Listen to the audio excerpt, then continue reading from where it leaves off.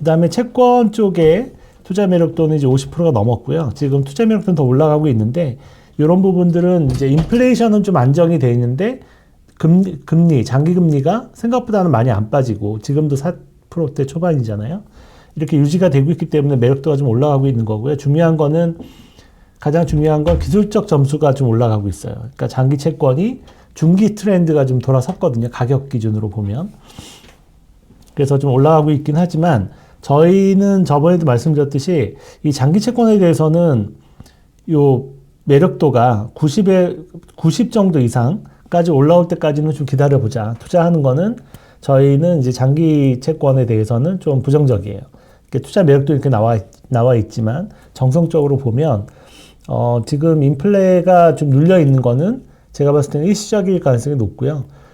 이 상태로 미국의 어떤 재정 정책이나 통화 정책이 이 상태로 계속하면 아마 인플레가 굉장히 폭발적으로 올라가는 시기가 한번 오지 않을까 생각이 듭니다. 그래서 지금 미국의 장기 금리가 좀 밀리긴 했지만 좀 4% 언더로 내려왔다 다시 4% 초반까지 올라왔는데 지금 저희가 평가하기로도 3.5% 정도가 맥시멈이에요. 내려올 수 있는 한도가.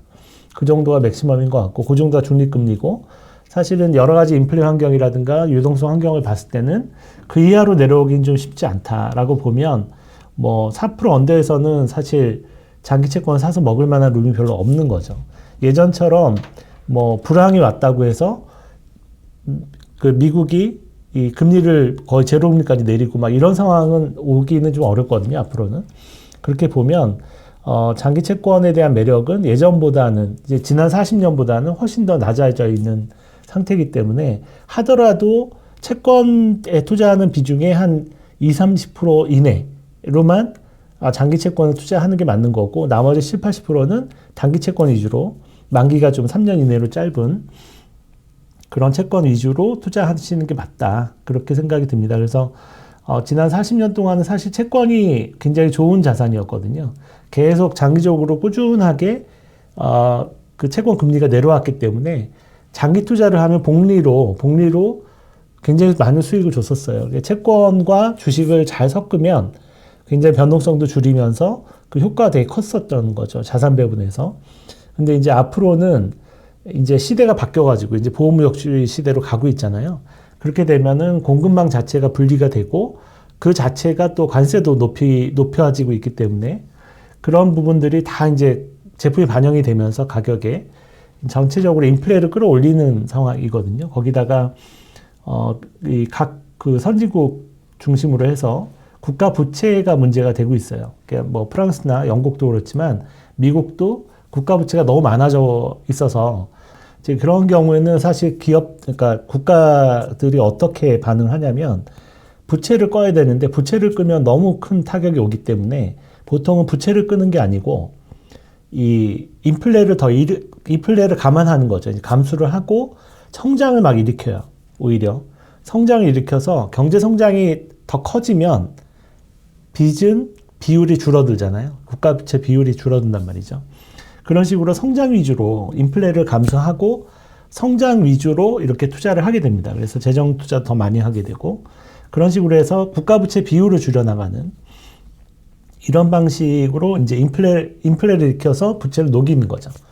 부채를 녹인다고 표현을 하는데 이런 식의 정책을 쓰게 됩니다. 미국도 지금 그런 정책을 쓰고 있는 거고요.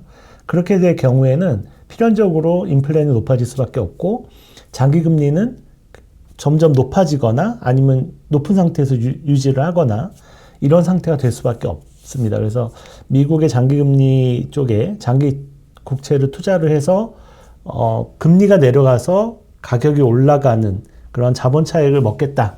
이런 전략은 앞으로는 좀 쉽지 않을 것 같습니다. 그래서 요거는 일부분만 투자를 하고 채권 투자 그러면은 단기 투자, 그 만기가 짧은 그런 채권들 위주로 해서 캐리 투자라고 하죠. 이제 금리를 먹는 그런 투자를 위주로 하는 게 맞지 않나 이런 생각이 듭니다. 그리고 에너지는 지금 한 60%대. 에너지 같은 경우는 지금 워낙 저점에 와 있는데 제가 볼 때는 그냥 이거는 제가 그냥 느낌이긴 해요. 그러니까 아직 명확한 어떤 근거가 있는 건 아닌데 여러 가지 상황을 이렇게 살펴보면 한번 폭발적으로 올라갈 수 있는 에너지 가격이 그런 국제 유가가 폭발적으로 올라갈 수 있는 여건이 서서히 만들어지고 있는 것 같아요. 워낙 밸류에이션도 싸고, 그 다음에 사우디가 저렇게 증산을 하는데도 지금 60불 잘 안 깨지잖아요. 그러니까 실물 쪽에서 워낙 바닥이기 때문에 그렇거든요. 그리고 전반적으로 미국의 셰일 생산량도 서서히 이제 증가율이 좀 줄어들고 있고, 그래서 이렇게 힌지 현상이 벌어지고 있거든요. 이렇게 둔화되면서 이제 감소하는 시점이 곧 다가올 것 같다.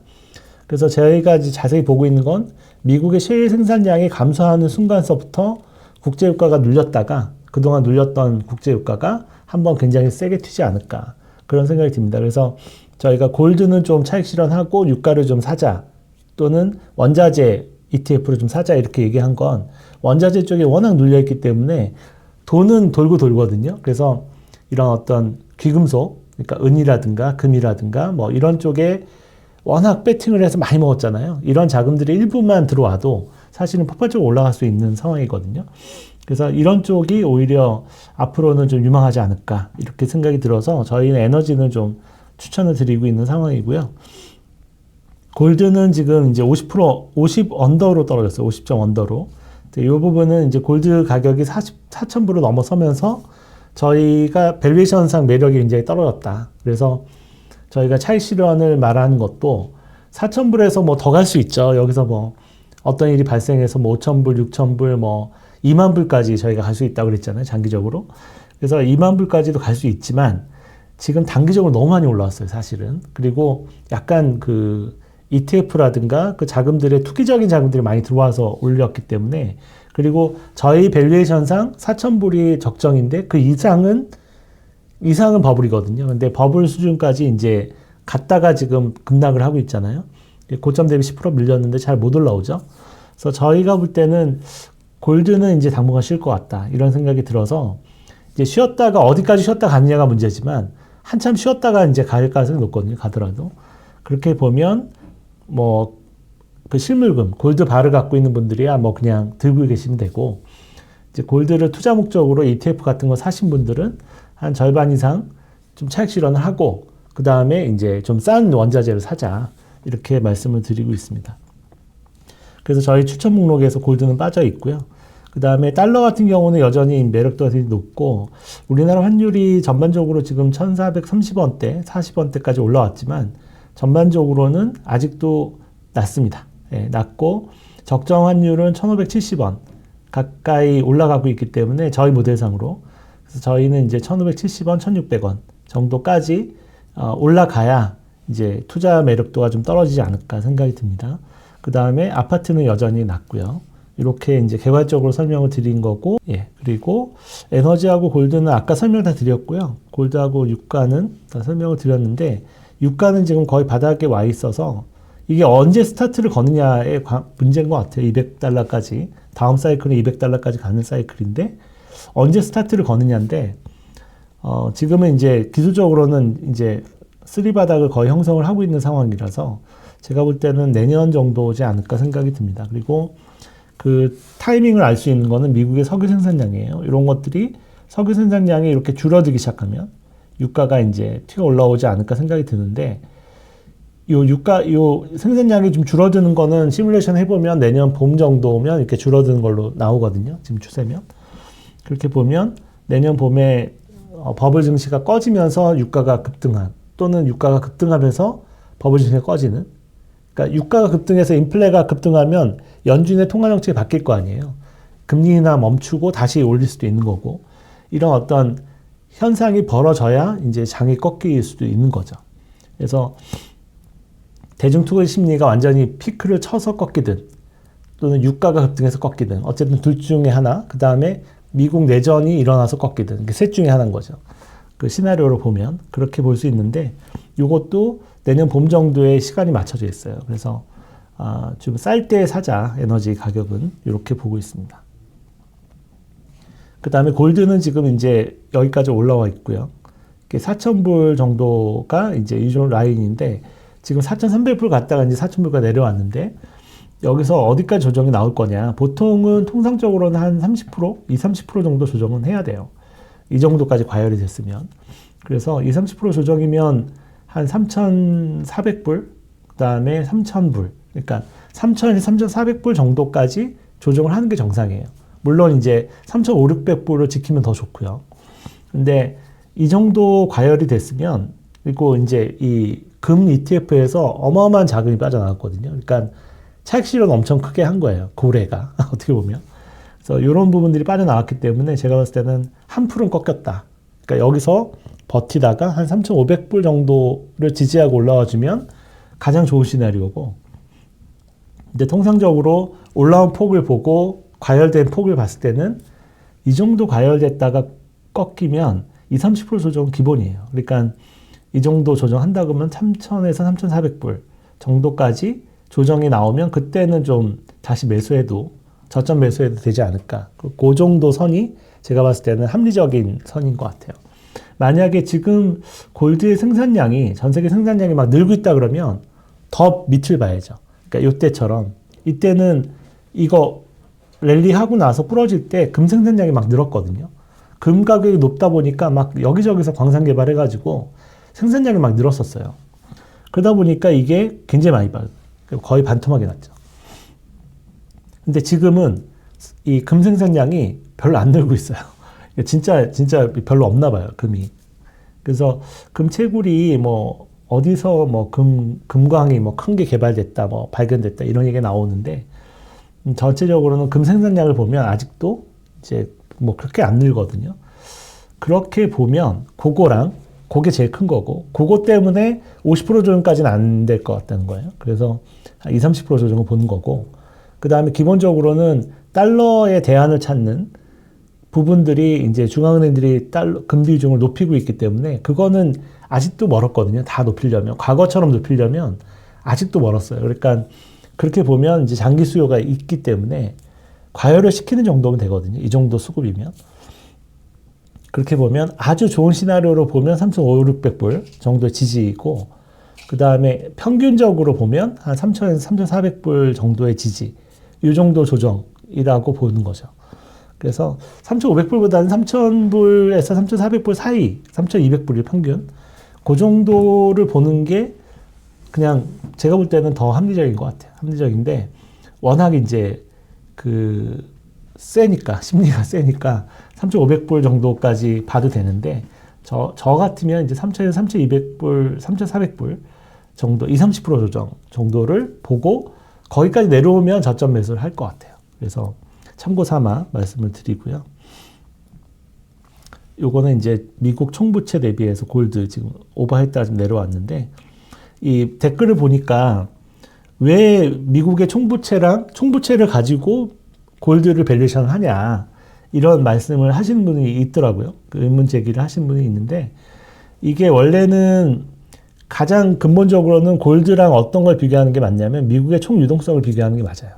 미국의 총 유동성, 그러니까 M2라든가 뭐 이런 것들을 비교하는 게 맞죠.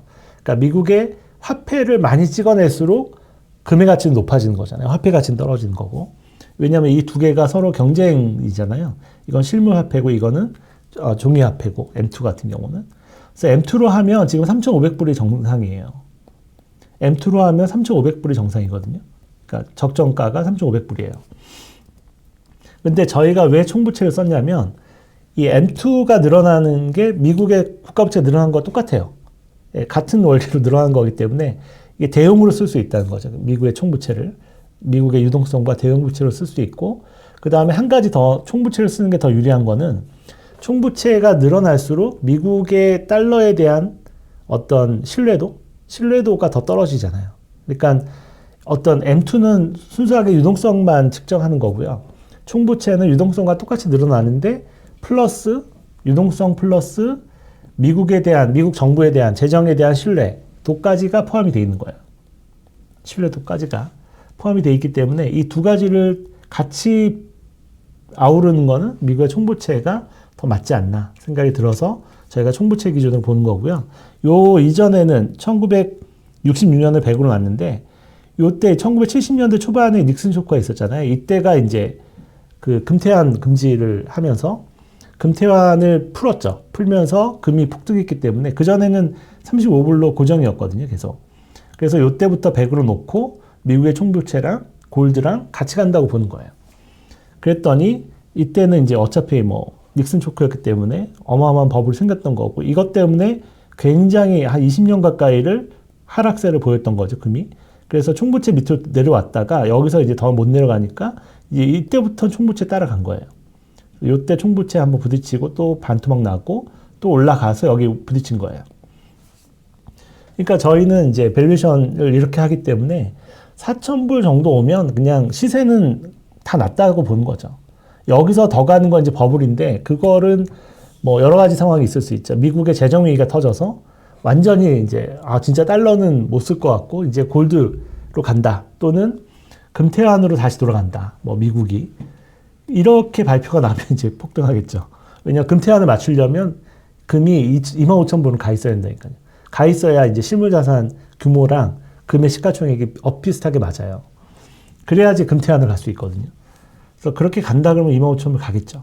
그리고 미국의 내전이 진짜 터져도 갈 수 있을까? 내전이 터지면 버블이 생길 수도 있죠.